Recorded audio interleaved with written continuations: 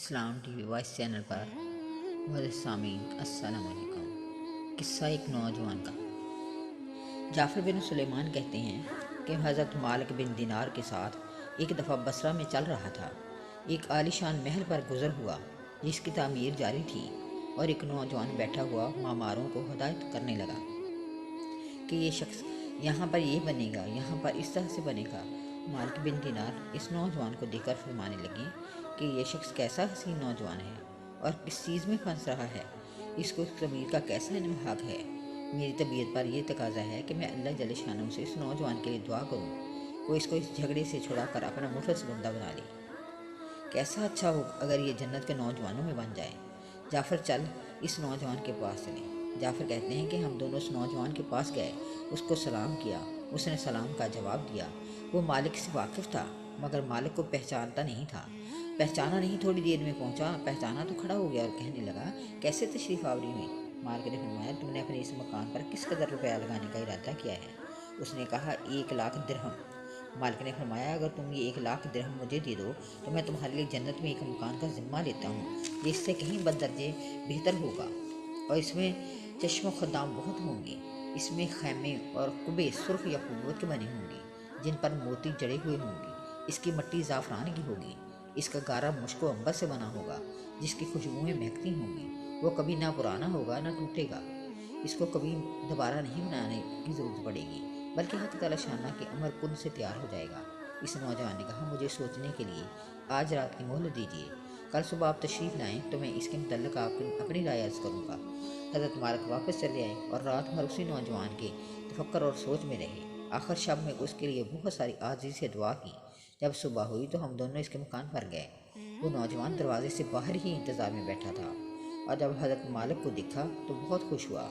حضرت مالک نے فرمایا تمہاری کل کی بات میں کیا رائے ہے؟ اس نوجوان نے کہا آپ اس چیز کو پورا کریں گے جس کا کل آپ نے مجھ سے وعدہ کیا تھا؟ حضرت مالک بن دینار نے فرمایا ضرور۔ اس نے دراہم کے توڑے لا کر سامنے رکھ دیے اور دوات قلم لا کر رکھ دیا۔ حضرت مالک رضی اللہ تعالیٰ عنہ نے ایک پرچے پر لکھا جس میں بسم اللہ الرحمن الرحیم کے بعد لکھا کہ یہ قرار نامہ ہے کہ مالک بن دینار نے فلاں شخص سے اس کا ذمہ لیا ہے کہ اس کے اس مہر کے بدلے میں حق تعالی شانہ کے یہاں اس کو ایسا محل دیا جائے گا جس پر اوپر بیان ہو چکا ہے۔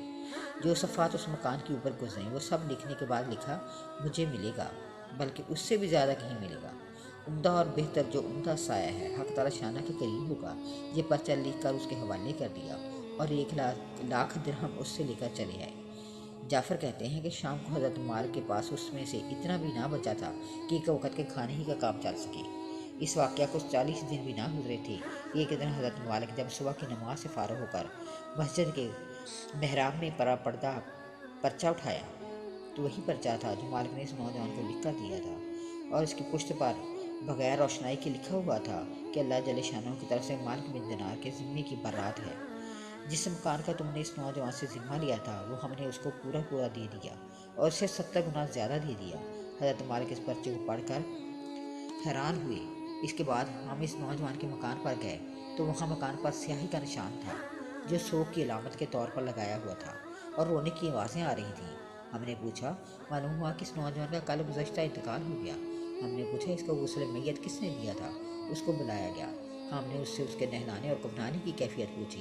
اس نے کہا اس نوجوان نے اپنے مرنے سے پہلے مجھے ایک پرچہ دیا تھا اور یہ کہا تھا کہ جب تو مجھے نہلا کر کفن پہنائے تو یہ پرچہ اس میں رکھ دینا۔ میں نے اس کو نہلایا، کفنایا اور وہ پرچہ اس کے کفن اور بدن کے درمیان میں رکھ لیا۔ حضرت مالک نے وہ پرچہ اپنے پاس سے نکال کر اس کو دکھایا۔ وہ کہنے لگا یہ وہی پرچہ ہے، قسم ہے اس ذات کی جس نے اس کو موت دی ہے، یہ پرچہ میں نے خود اس کے کفن کے اندر رکھا تھا۔ یہ منظر دیکھ کر ایک دوسرا نوجوان اٹھا اور کہنے لگا مالک آپ مجھ سے 2,00,000 درہم لے لیجیے اور مجھے بھی پرچہ لکھ دیجیے۔ حضرت مالک بن دینار نے فرمایا وہ بات دور چلی گئی، اب نہیں ہو سکتا، اللہ جل شانہ جو چاہتا ہے وہ کرتا ہے۔ اس کے بعد جب بھی مالک بن دینار اس نوجوان کا ذکر فرماتے تو رونے لگتے اور اس کے لیے دعا گو ہو جاتی۔